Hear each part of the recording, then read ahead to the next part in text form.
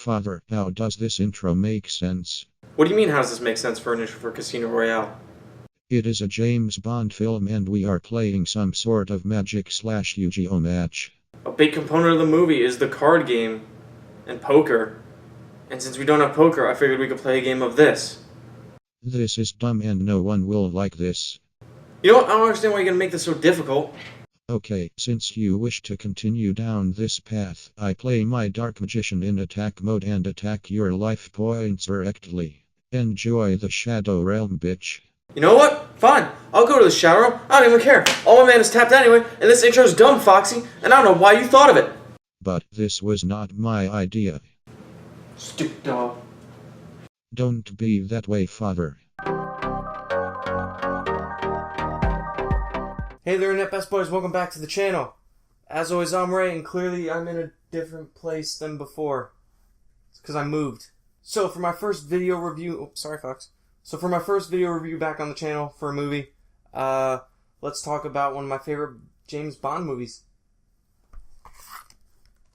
Casino Royale. Can you see it? If not, I'll just put a picture up. It's cool. Now the question that I want to pose to you guys, and I want you to comment down in the section down here, the comments.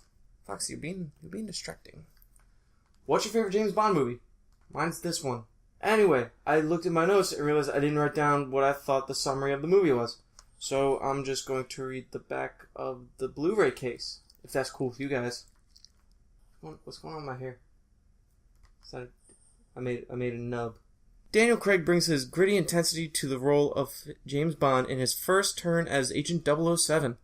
When Bond receives his license to kill, M, played by Judi Dench, sends him on a mission to face Le Chiffre.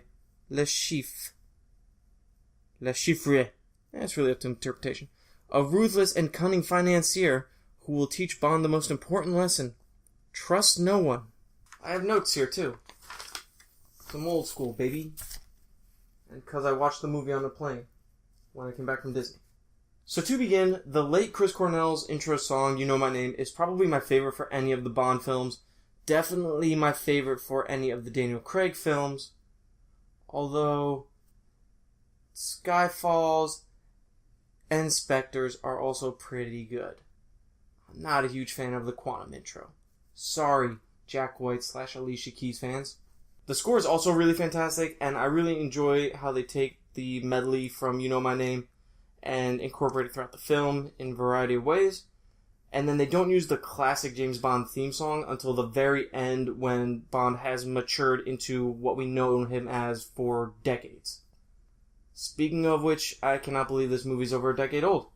Daniel Craig gives, in my opinion, one of the best James Bond performances we've ever seen. His reckless and inexperienced take on the decades-old character, like I said, is really refreshing and fun. As a side note, Daniel Craig, what a stunning specimen. Let me tell you, if I was into those boys, right on the top of that list, probably why they made that weird popsicle out of him coming out of the ocean for that one scene. Did you guys know about that? If you do know about that, I'm telling you now. Picture's over here, or wherever I've placed it. The story of Bond's first 007 mission is really engaging, very accessible for new fans, and a lot of fun in general. It's honestly a brilliant intro to Daniel Craig's, for some reason, controversial Bond. Wasn't it because he was blonde? People had an issue with a blonde James Bond? It's ridiculous. Stop it. Grow up. Idiots. No, you stop too. You stop too. Look at that. Look what you did to that sound wave. It's off the charts because of you. The action scenes are intense and at times really brutal. I absolutely love some of the set pieces during them. And it was really the first time I'd ever heard of parkour, which is implemented heavily in the construction site chase throughout the African city. It was really cool. Also, the poker scene, really intense. Mads Mikkelsen plays an absolutely fantastic character, Le Chiffre, the financier, whose name I butchered a couple times earlier. His evil plan is very simplistic and really incredible how he influences events to basically affect the stock markets and basically extort that.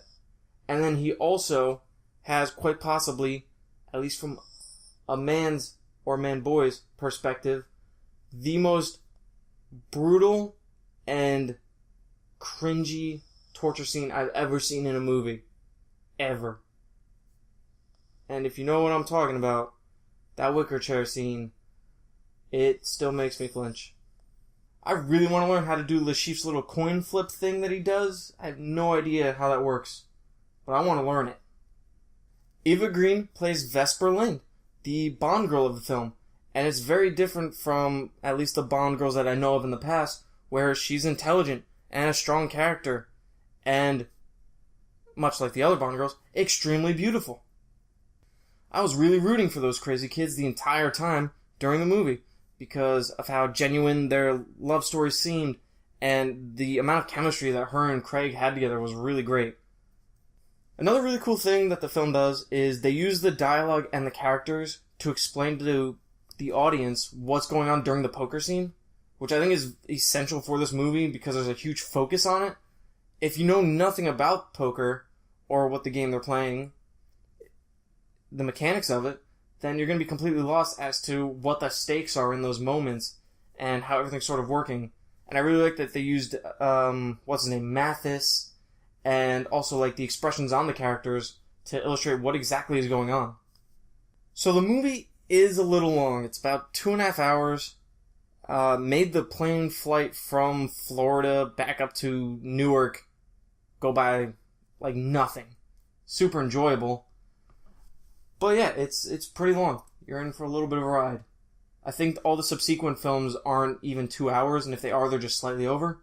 Don't quote me on that, though. I haven't looked at the other cases over there. They're over there. There are some shots that they use, specifically, I think, during the first chase scene, that feel out of place and kind of unnecessary, and they should have just been cut. It's very minimal, and it literally would have only shaved, like, milliseconds to seconds off the runtime. But those very few shots just seem out of place and unnecessary. Another cool part of the movie is they do have a lot of callbacks to the old kind of James Bond tropes. So you have the shaken not stirred, you have the Aston Martin. Those are the big ones that I remember from this movie. I know later in the other films they introduced like the PP7. You know, just a lot of things that you know James Bond for. And it's just nice little added fan service. There is some cheesy dialogue and one-liners, but you have to expect that going into a Bond film. But I mean, it's nowhere near as bad as, like, I thought Christmas only came once a year. Nothing to that level, but, you know, there's still some things in there. So this is absolutely my favorite Bond film, followed very closely by Skyfall. Skyfall, I think, is also really good. So what do you think? What do we want to give it? I agree. Casino Royale gets a 9 out of 10. So, thanks again for watching the video, guys. As always, it means a lot that you choose to watch my reviews and listen to me talk about movies. It means a lot to me that you've all stuck with me in like the month or 2-month absence of videos. I don't remember how long it's been. YouTube will tell me. I'll look in a second. But yeah, just thanks for sticking with me. I really enjoy doing this stuff. It was just the process of moving and then going to Florida. And, you know, a bunch of life stuff getting in the way. I got a job, too. You know, I gotta do work stuff. If you're new to the channel, thanks for at least checking out the video. Why don't you go and subscribe so you can become what I like to call one of my internet best buddies. And if you're a returning internet best buddy, as always, I guess again, thanks for watching. And it means a lot to me that you're watching my videos. Also, if you enjoyed the video, definitely give it a like. Share it with some of your friends who also love to talk about movies. That's pretty much what I'm trying to do, just talk about movies. If you guys like the movie or you haven't seen it yet and you want to give it a shot, I'll leave a link in the description for Amazon so you can pick up a copy of the Blu-ray yourself. Thanks again for watching, everybody.